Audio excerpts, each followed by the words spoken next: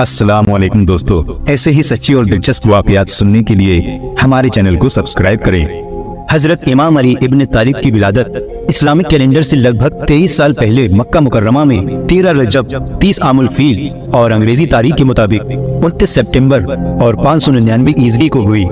नाजरीन, बाज़ उलमाओं के मुताबिक हजरत अली रज़ी अल्लाह तआला अन्हु की पैदाइश खाना काबा के अंदर हुई, लेकिन दोस्तों बाज़ उलमाओं का इसमें इख्तिलाफ है। उनके मुताबिक हजरत अली रज़ी अल्लाह तआला अन्हु की पैदाइश खाना काबा के अंदर नहीं हुई। हजरत अली रज़ी अल्लाह तआला अन्हु के वालिद का नाम हजरत अबू तालिब और आपकी वालिदा का नाम हजरत फातिमा बिनते असद है। मौलाए कायनात सैयदना हजरत अली मुर्तज़ा रज़ी अल्लाह तआला अन्हु हुजूर सल्लल्लाहु अलैहि वसल्लम के सगे चचा हजरत अबू तालिब के फर्जंद हैं। हुजूर सल्लल्लाहु अलैहि वसल्लम से उम्र में 30 साल छोटे हैं। अल्लाह ताला ने हुजूर सल्लल्लाहु अलैहि वसल्लम को जब नबूवत अता फरमाई तो जिन खुशनसीब लोगों ने सबसे पहले इस्लाम कबूल किया उनमें नुमाया नाम मौलाए कायनात हजरत सैयदना अली मुर्तज़ा रज़ी अल्लाह तआला अन्हु का है। उस वक्त उनकी उम्र 10 साल थी। बच्चों में सबसे पहले इस्लाम कबूल करने का शर्फ उन्हें नसीब हुआ। नबी करीम सल्लल्लाहु अलैहि वसल्लम आप अलैहिस्सलाम के चचाजाद भाई हैं, लेकिन एक मौके पर आका करीम सल्लल्लाहु अलैहि वसल्लम ने इरशाद फरमाया कि ए अली, तू मेरा दुनिया में भी भाई है और आखिरत में भी मेरा भाई है। एक बार नबी करीम सल्लल्लाहु अलैहि वसल्लम ने इरशाद फरमाया, मैं इल्म का शहर हूँ और अली उसका दरवाजा है। आज की वीडियो में हम आपको हजरत अली रज़ी अल्लाह तआला अन्हु के इल्म हिकमत से भरपूर ऐसे फैसले सुनाएंगे जिन्हें सुनकर यकीनन आपका ईमान ताज़ा हो जाएगा। इसलिए आप सभी से गुजारिश है कि वीडियो को ध्यान से सुनें और बिना स्किप किए लास्ट तक देखें। हजरत उबैदुल्लाह रज़ी अल्लाह तआला अन्हु फरमाते हैं कि हजरत सैयदना अली मुर्तज़ा रज़ी अल्लाह तआला अन्हु के पास एक साइल आया और सवाल किया। आप रज़ी अल्लाह तआला अन्हु ने हजरत सैयदना इमाम हसन रज़ी अल्लाह तआला अन्हु से कहा कि अपनी माँ के पास जाओ और उनसे कहो कि मैंने उन्हें जो 6 दिरहम दिए थे उनमें से 1 दिरहम दे दें। हजरत सैयदना इमाम हसन रज़ी अल्लाह तआला अन्हु गए और आकर कहा कि वालिदा कहती हैं कि वो 6 दिरहम तो आप रज़ी अल्लाह तआला अन्हु ने आटे के लिए रख छोड़े हैं। आप रज़ी अल्लाह तआला अन्हु ने फरमाया कि उस आदमी का ईमान सच्चा नहीं हो सकता जब तक कि उस बंदे को उस चीज पर जो अल्लाह के कब्जे में है ज्यादा एतमाद ना हो बनिस्बत उस चीज के जो कि बंदे के कब्जे में है। तुम जाकर अपनी माँ से कहो कि वो 6 दिरहम दे दे। चुनांचे हजरत सैयदना फातिमा रज़ी अल्लाह तआला अन्हा ने वो 6 दिरहम दे दिए। आप रज़ी अल्लाह तआला अन्हु ने वो 6 दिरहम उस साइल के हवाले कर दिए। अभी आप रज़ी अल्लाह तआला अन्हु घर में दाखिल भी नहीं हुए थे कि एक शख्स आया। उसके पास एक ऊंट था और वो उस ऊंट को बेचना चाहता था। आप रज़ी अल्लाह तआला अन्हु ने उस शख्स से कहा कि वो इस ऊंट को कितने में बेचना चाहता है। उस शख्स ने जवाब दिया कि मैं इसे 140 दिरहम में बेचूंगा। आप रज़ी अल्लाह तआला अन्हु ने फरमाया, इस ऊंट को इधर बांध दे, मगर एक शर्त पर कि मैं इसकी कीमत कुछ देर के बाद अदा करूंगा। उस शख्स ने रजामंदी जाहिर कर दी। वो शख्स मान गया और ऊंट को बांध कर चला गया। हजरत सैयदना अली मुर्तज़ा रज़ी अल्लाह तआला अन्हु अभी खड़े ही थे कि एक और शख्स आया और उसने आप रज़ी अल्लाह तआला अन्हु से दरियाफ्त किया कि ये ऊंट किसका है। आप रज़ी अल्लाह तआला अन्हु ने फरमाया, ये ऊंट मेरा है। उस शख्स ने कहा, क्या आपका इरादा इसे बेचने का है? हजरत अली रज़ी अल्लाह तआला अन्हु ने फरमाया, हाँ। उस शख्स ने कीमत पूछी तो आप रज़ी अल्लाह तआला अन्हु ने उसे ऊंट की कीमत 200 दिरहम बताई। उस आदमी ने 200 दिरहम देकर वो ऊंट ले लिया। कुछ देर बाद वो शख्स आया जिससे आप रज़ी अल्लाह तआला अन्हु ने ऊंट लिया था। हजरत अली रज़ी अल्लाह तआला अन्हु ने उसे 140 दिरहम दे दिए और 60 दिरहम लेकर हजरत सैयदना फातिमा ज़हरा रज़ी अल्लाह तआला अन्हा के पास आए और उन्हें वो 60 दिरहम दे दिए। हजरत सैयदना फातिमा ज़हरा रज़ी अल्लाह तआला अन्हा ने पूछा कि ये कहाँ से आए? हजरत सैयदना अली रज़ी अल्लाह तआला अन्हु ने फरमाया, ये वो हैं जिसका अल्लाह ताला ने वादा किया है और हमने हुजूर नबी करीम सल्लल्लाहु अलैहि वसल्लम से सुना है कि जो अल्लाह ताला की राह में 1 खर्च करेगा उसे 10 मिलेंगे। चुनाचे मैंने उस साइल को 6 दिरहम दिए और अल्लाह ताला ने मुझे उनके एवज में 60 दिरहम दे दिए।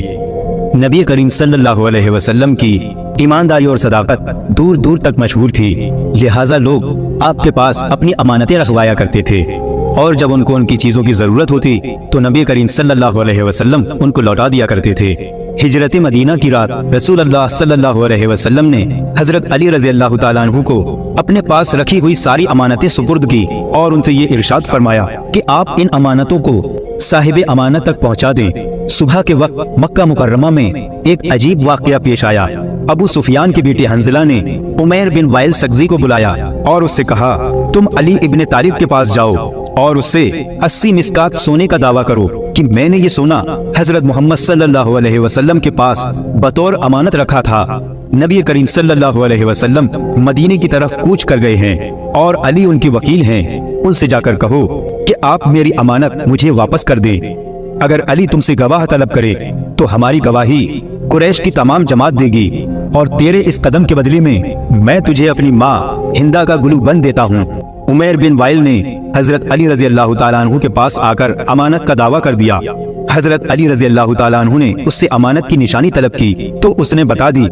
اس کے بعد آپ رضی اللہ تعالیٰ عنہ نے امانتی سامان میں اسے تلاش کیا، لیکن اس کی امانت کہیں نظر نہیں آئی، یہاں تک کہ اس کے اثرات بھی نہیں ملے، جبکہ ہر امانت ان کے پاس موجود تھی اور ان امانتوں پر ان کے مالک کا نام لکھا ہوا تھا، اور ان میں عمیر کا نام کہیں بھی درج نہیں تھا۔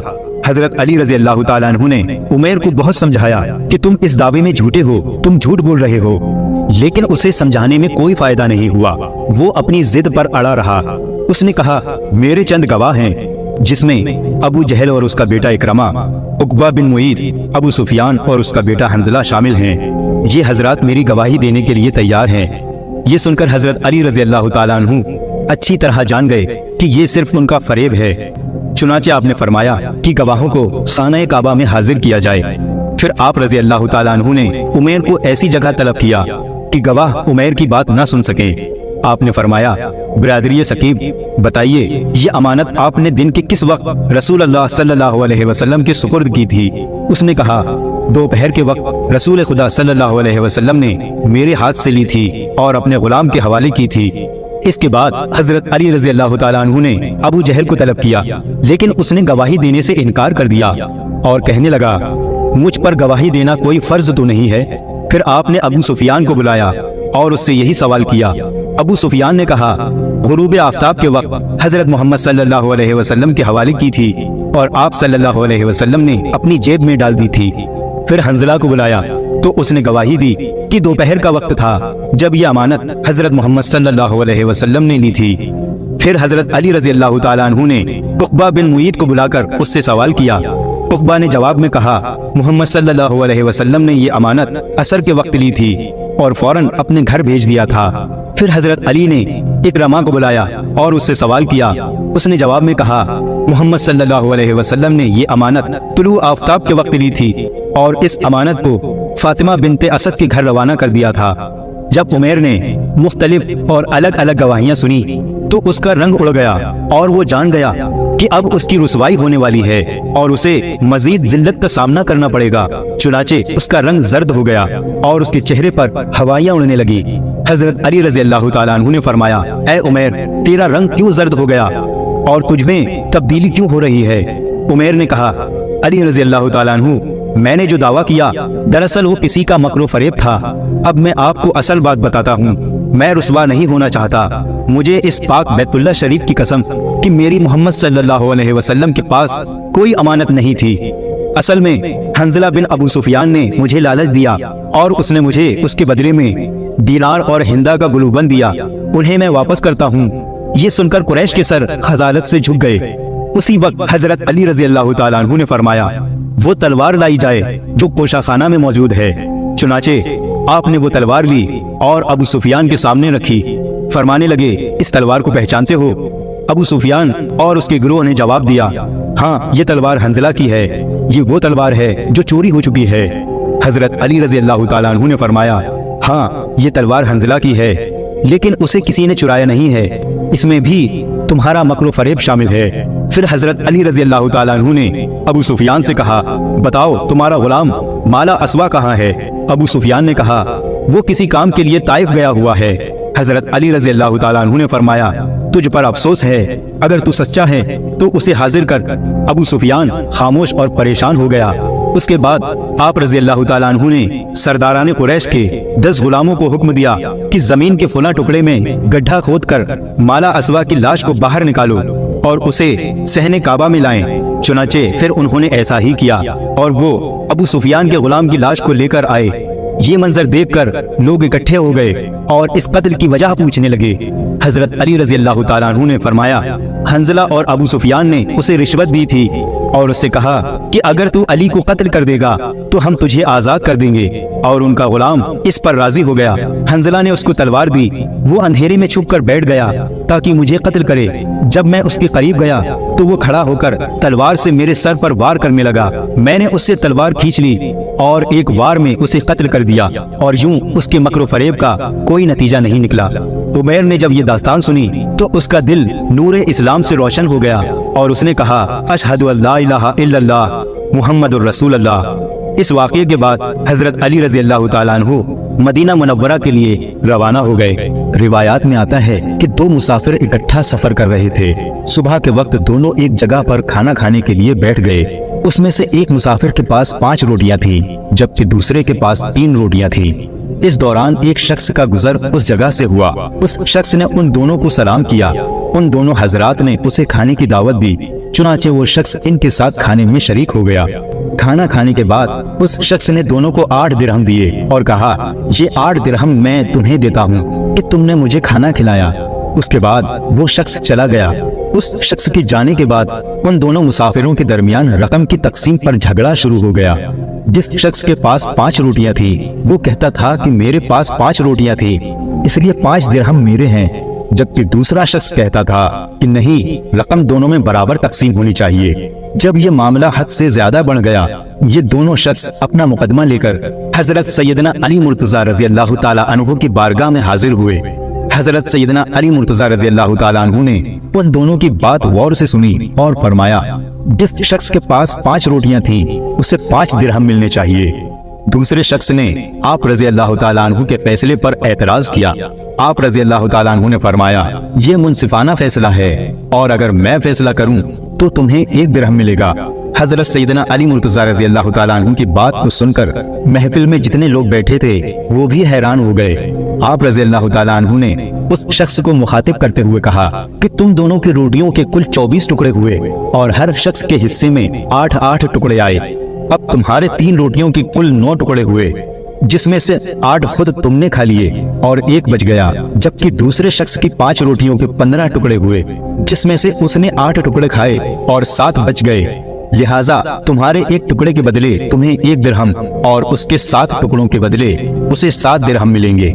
حضرت سیدنا علی مرتضیٰ رضی اللہ تعالیٰ عنہ کی بات سن کر 3 روٹیوں والے شخص نے آپ رضی اللہ تعالیٰ عنہ کا فیصلہ قبول کر لیا۔ سبحان اللہ۔ دوستو، اسی طرح سے ایک اور دلچسپ واقعہ حضرت علی رضی اللہ تعالیٰ عنہ کے سامنے پیش آیا۔ مدینہ منورہ میں ایک لڑکے کو گرفتار کر کے سپاہی لے جا رہے تھے۔ اس لڑکے نے حضرت علی رضی اللہ تعالیٰ عنہ کو دور سے دیکھ کر پکارا اور کہا، اے علی بن ابی طالب، مجھے بچاؤ۔ حضرت علی رضی اللہ تعالیٰ عنہ نے پوچھا، کیا ہوا؟ تو وہ لڑکا کہنے لگا، مولا کائنات، میں بے گناہ ہوں، مجھے بے گناہی کے باوجود قتل کی سزا سنا دی گئی ہے، مجھے بچاؤ، میں بے گناہ ہوں۔ حضرت علی رضی اللہ تعالیٰ عنہ نے سپاہیوں سے پوچھا کہ کیا بات ہے؟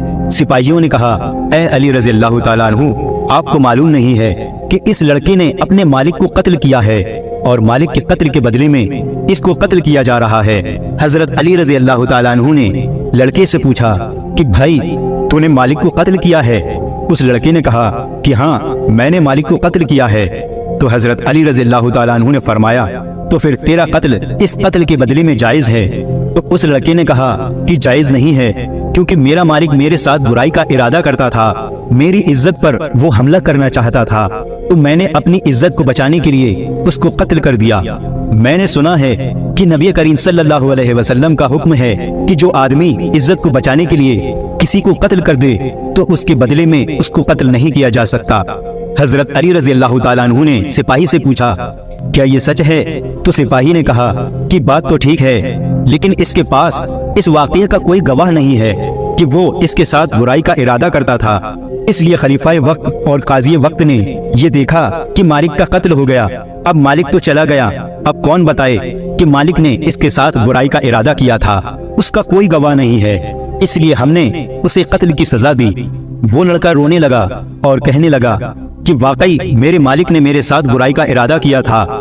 حضرت علی رضی اللہ تعالیٰ عنہ حضرت عمر رضی اللہ تعالیٰ عنہ کے پاس آئے اور آ کر فرمایا، اے امیر المومنین، آپ اس قتل کی تفتیش میرے سپرد کر دیں۔ دوستو، حضرت علی رضی اللہ تعالیٰ عنہ کے فیصلے بڑے گہرے ہوا کرتے تھے، اس لیے حضرت عمر رضی اللہ تعالیٰ عنہ نے فرمایا، ٹھیک ہے، میں اس قتل کی تفتیش آپ کے سپرد کرتا ہوں۔ اس کے بعد حضرت علی رضی اللہ تعالیٰ عنہ تفتیش کرنے کے لیے آئے۔ اس لڑکے سے پوچھا، بتا تیرے مالک کی قبر کہاں ہے؟ اس نے کہا، فلاں قبرستان میں ہے۔ حضرت علی رضی اللہ تعالیٰ عنہ نے چند سپاہیوں کو اپنے ساتھ لیا اور ان کے ساتھ اس قتل کی تفتیش کے لیے قبرستان چلے گئے۔ جب قبرستان پہنچے تو حضرت علی رضی اللہ تعالیٰ عنہ نے سپاہیوں سے کہا کہ اس کے مالک کی قبر کو کھودو۔ جب انہوں نے قبر کھودی تو قبر میں اس کے مالک کی لاش نہیں تھی۔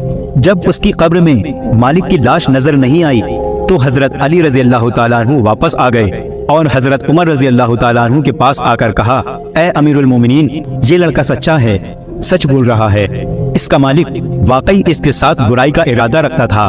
حضرت عمر رضی اللہ تعالیٰ عنہ نے فرمایا کہ تمہارے پاس کیا دلیل ہے، اس بات کا کیا ثبوت ہے؟ حضرت علی رضی اللہ تعالیٰ عنہ نے فرمایا کہ میں نے حضور صلی اللہ علیہ وسلم سے یہ حدیث سنی ہے کہ جو آدمی لڑکوں سے برائی کا ارادہ کرتا ہے، جب اس کا انتقال ہو جاتا ہے اور اس کو قبر میں ڈالا جاتا ہے تو اس کی لاش کو اٹھا کر قوم لوط کی قبرستان میں بھیج دیا جاتا ہے۔ پیارے دوستو، اگر آپ نہیں جانتے کہ قوم لوط کون تھی اور وہ کیا گناہ کرتے تھے اور ان کو اللہ تعالیٰ نے کیا سزا دی تھی، ان پر کون سا عذاب نازل فرمایا تھا، تو اس پر ہم نے پہلے ہی ایک ویڈیو بنایا ہوا ہے، لہٰذا آپ اس ویڈیو کو جا کر دیکھ سکتے ہیں۔ پھر سے اس واقعے کی طرف آتے ہیں۔ حضرت علی رضی اللہ تعالیٰ عنہ نے فرمایا کہ میں نے نبی کریم صلی اللہ علیہ وسلم کی حدیث سنی ہے کہ جو شخص لڑکوں سے برائی کا ارادہ رکھتا ہے اور جب اس کا انتقال ہو جاتا ہے اور اس کو جب قبر میں ڈالا جاتا ہے تو اس کی لاش کو اٹھا کر قوم لوط کے قبرستان میں بھیج دیا جاتا ہے۔ تو اس لیے جب ہم نے اس کی قبر کو کھودا تو اس قبر کے اندر اس کا مالک نہیں تھا، جبکہ ابھی چند دنوں پہلے ہی اس کو دفن کیا گیا تھا۔ اس لیے واقعی اس کا مالک اس کے ساتھ برائی کا ارادہ کرتا ہوگا۔ اس شک کا فائدہ دیتے ہوئے اس لڑکے کو بری کر دیا گیا۔ اس موقع پر حضرت عمر رضی اللہ تعالیٰ عنہ نے فرمایا، اگر آج علی رضی اللہ تعالیٰ عنہ نہ ہوتے تو عمر ہلاک ہو جاتا۔ پیارے دوستو، حضرت علی رضی اللہ تعالیٰ عنہ کے فیصلے بہت گہرے ہوا کرتے تھے۔ اللہ تعالیٰ نے آپ کو بڑی ذہانت بخشی تھی۔ اسی طرح سے ایک بار کا واقعہ ہے کہ مقام صفین کو جاتے ہوئے حضرت علی رضی اللہ تعالیٰ عنہ کے لشکر کا ایک ایسے میدان سے گزر ہوا جہاں پانی نہیں تھا۔ پورا لشکر پیاس کی شدت سے بےتاب ہو گیا۔ وہاں کے گرجا گھر میں ایک راہب رہتا تھا۔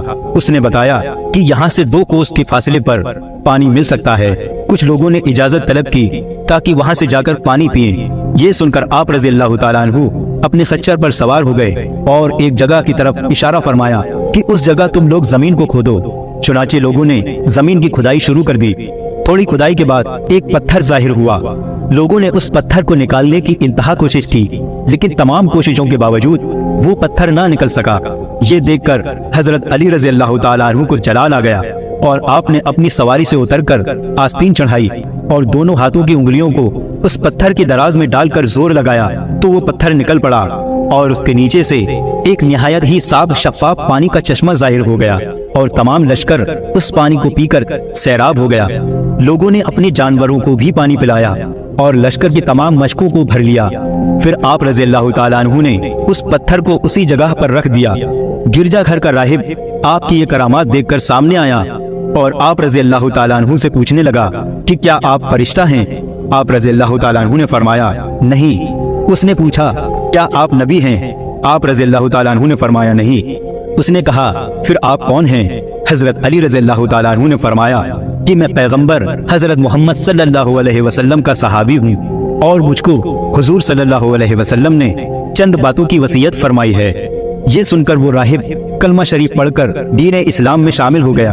آپ رضی اللہ تعالیٰ عنہ نے فرمایا تم نے اتنی مدت تک اسلام کیوں قبول نہیں کیا؟ راہب نے کہا کہ ہماری کتابوں میں یہ لکھا ہوا ہے کہ اس گرجا گھر کے قریب جو ایک چشمہ پوشیدہ ہے اور اس چشمے کو وہی شخص ظاہر کرے گا جو یا تو نبی ہوگا یا نبی کا صحابی ہوگا۔ چنانچہ میں اور مجھ سے پہلے بہت سے راہب اس گرجا گھر میں اسی انتظار میں مقیم رہے۔ اب آج آپ نے اس چشمے کو ظاہر کر دیا تو میری مراد پوری ہو گئی، اس لیے میں نے آپ کے دین کو قبول کر لیا۔ یہ سن کر حضرت علی رضی اللہ تعالیٰ عنہ رو پڑے اور زارو قطار روئے۔ پھر آپ نے فرمایا الحمدللہ کہ ان لوگوں کی کتابوں میں بھی میرا ذکر ہے۔ یہ راہب مسلمان ہو کر آپ کے لشکر میں شامل ہو گیا اور شامیوں سے جنگ کرتے ہوئے شہید ہو گیا، اور آپ رضی اللہ تعالیٰ عنہ نے اس کو اپنے دست مبارک سے دفن کیا اور اس کے لیے دعائے مغفرت فرمائی۔ پیارے دوستو، حضرت علی رضی اللہ تعالیٰ عنہ کا ایک اور واقعہ سماعت فرمائیں، اس سے آپ کا ایمان تازہ ہو جائے گا۔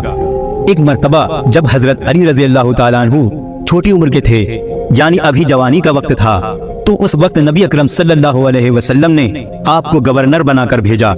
حضرت علی رضی اللہ تعالیٰ عنہ فرمانے لگے کہ یا رسول اللہ صلی اللہ علیہ وسلم، مجھے سیاست نہیں آتی، میں دو لوگوں کے درمیان فیصلہ نہیں کر سکتا، اور میں نے مسئلے حل کرنے کا طریقہ بھی کہیں نہیں سیکھا۔ تو رسول اللہ صلی اللہ علیہ وسلم نے فرمایا، اے علی، میں تمہارے لیے دعا کرتا ہوں، تمہارے سامنے کبھی مشکل پیش نہیں آئے گی۔ بس یہ یاد رکھنا کہ جب بھی تمہارے پاس کوئی شخص فریاد لے کر آئے تو تم دوسرے شخص کی بھی بات کو مکمل سننا اور دوسرے شخص کی بات سنے بغیر کبھی فیصلہ نہ کرنا۔ حضرت علی رضی اللہ تعالیٰ عنہ نے فرمایا، اس دعا کی وجہ سے مجھے کبھی پریشانی پیش نہیں آئی اور ہمیشہ فیصلہ کرنے میں اللہ کی مدد ہوتی تھی، اور میں اس نصیحت پر خوب عمل کرتا ہوں، جب تک دوسرے شخص کی بھی بات نہیں سن لیتا کوئی فیصلہ نہیں سناتا۔ تو دوستو، یہ تھے چند واقعے اور فیصلے حضرت علی علیہ السلام کے